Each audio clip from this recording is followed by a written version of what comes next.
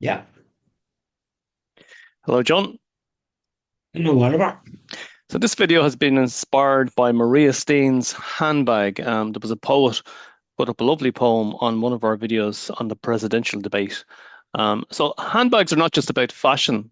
They can be symbols of power, politics, and even controversy. If you look at Margaret Thatcher's black Asprey bag, it was once a weapon in the cabinet, while Maria Steen's blue Hermes handbag sparked headlines during her presidential bid in Ireland.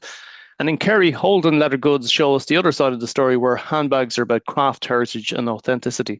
Today, we're looking at how handbags have shaped politics, image, and identity from Westminster to the Dáil to workshops of Ireland. So, John Malone, the stage is yours.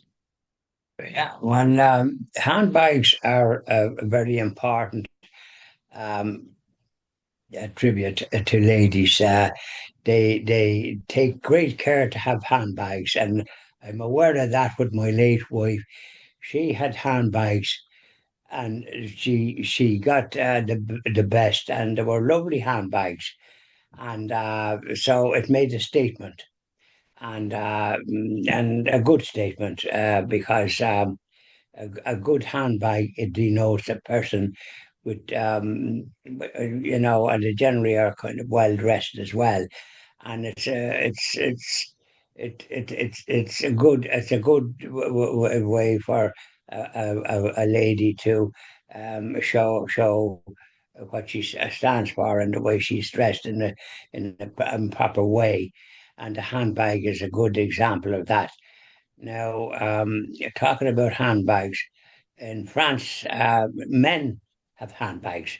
Now, they carry documents and things in it, and perhaps, their suits are pretty well fitting, whereas in my jackets, my jackets are quite heavy with all that's in it. So the handbag, you could put stuff in that, but I in some ways, don't trust them that much for to put personal things in because you could leave it somewhere accidentally and suddenly all your equipment and your wallet and all the rest of it is gone. But there was handbags in France, and I got two of them. Now they were for men, but you don't see men, unfortunately, in this country with that sort of accoutrement, whereas in France you do to have them over there. I saw them plenty of times. They're very respectable looking gents. Now we're talking about ladies. Um, so a handbag is an important asset. And Mary Steen, who nearly got enough, she got 18 votes from Oireachtas members.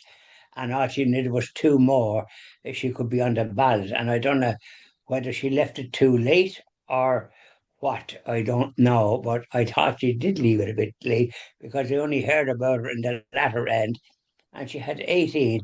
And if she'd have got it out in time, she should have been able to nobble another two some way or another, because uh, she would have been head and shoulders over the rest of the three political people that are going. And so there isn't the same choice that there was in previous elections where there was independent candidates. So people had a choice, and it's a choice is what we want. We don't want the same sort of ones that you vote for when they're going for the Dáil. And so here's ones now that's been ministers, and one gentleman shorted the hair and top. I think I've more myself and perhaps younger, but he was a footballer, or he trained, I don't know whether he kicked a ball or he was manager of Dublin team, and I think he's a member of Fianna Fáil. But and he had some position that some people didn't know what he was at, that he had a particular job that would have impacted on them, but they never come across him. Yeah, Jim Gavin. So there's three political people, I and remember, Heather I Humphreys remember is the minister. Margaret Thatcher. She used to have a tote bag, and she used to slam it down on the cabinet table, and the phrase handbagging came from that, and that's now in the Oxford English Dictionary. So she And I always had her wouldn't bag. mind what he actually, Yeah, I I wouldn't know. I mind sure. what he. I know. But I'm just saying that the handbag was a symbol of Margaret Thatcher. It was a symbol of power, and it was a symbol of I'm here to do business, and she's slam it down the table. And that's the handbag I Well, remember. Yeah, yeah, but she had a handbag and she used it for to get a point across and so on and so forth. The people in Britain have a habit of making a mountain out of a molehill. I mean, she had a handbag, and why she slammed it down to the table is a mystery to yours truly, because people often bang tables with some other sort of an instrument if they have it, to make their point, because so as they can get attention. And I think it's often possible have to use some method to try and get attention when you're somewhere where somebody is hogging the whole thing, and you can't get a word in edgeways. You know, that type of way. We've all come across it in our time, and you've got to say to yourself, "Well, I wonder could I shoot, or what could I do to be able to put a point across, especially if there's a group." Anyways, we're talking about handbags, and I think it's applicable to Maria the Maria Steen, I think she said it was to highlight hypocrisy and how women are judged differently in politics. I think she could have, like, if you look at the Holden leather goods, I would have preferred to see her with an Irish handbag. So from Dingle, County Kerry, there's a family there called Holden Leather Goods. They produce handbags that cost about €600. I think that would have been more fitting, but it probably wouldn't have made the same point and it good. probably wouldn't have got the Well, same attention. I just hope that the holding handbags that you would hold them, as about it says, a kind of little advertisement, I suppose. Have a holding handbag and you can hold it, and they're handmade, so they would have been a good thing to have, I think, for ladies, because they're handmade and so they're individual. And I presume to have a price range. I'd love to know where they're stocked in various establishments, and that they're named as such a Holden handbag. Handcrafted should command, ladies would be well, and there would be, if they had a Holden handbag, they would be pretty well. They'd have a very quality product, and I think I've been in Dingle, and I pity I didn't come across that factory, and we're giving it a bit of publicity now in what we're doing. A Holden handbag is the best thing for an Irish lady to have, or anybody. There should be nearly an international brand like Kerrygold, that came from just an ordinary co-op, and with Dennis Brosnan, it bloomed into a multinational company, and Holden handbags could have the same influence in the handbags for ladies that appreciate quality. Now, Mary Steen was pictured with this handbag in the doll, and I think uh, often handbag designers are people that have quality handbags costing a lot of money, 20,000 euros or something. So they can maybe present a person like Mary Steen that is in the public eye, to sort of show their quality products.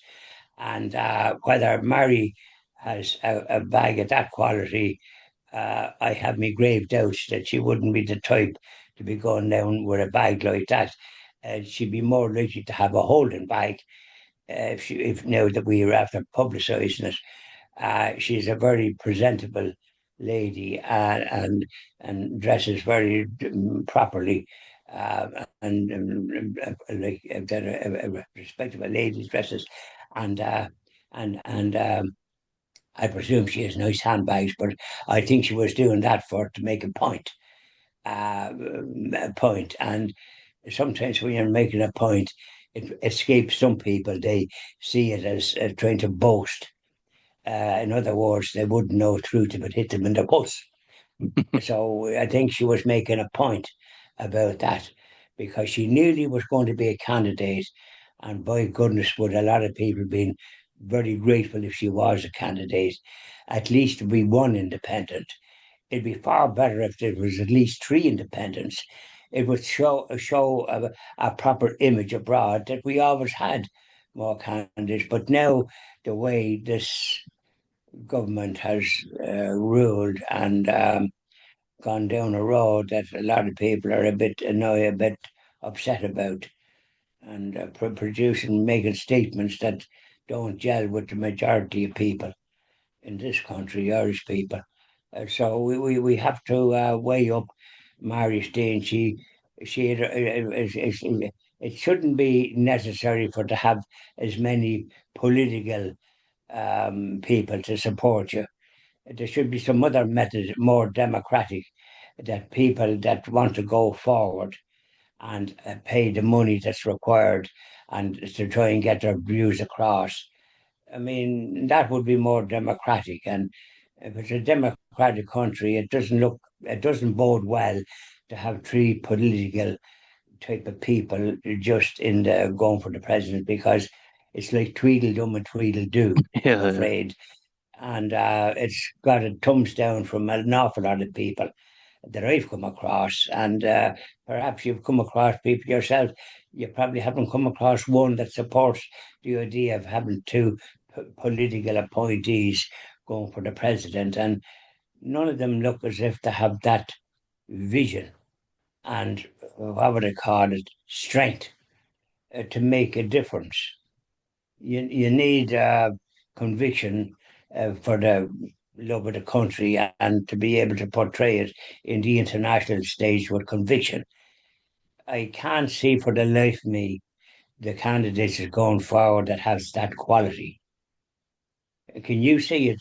Did you notice any qualities that would inspire?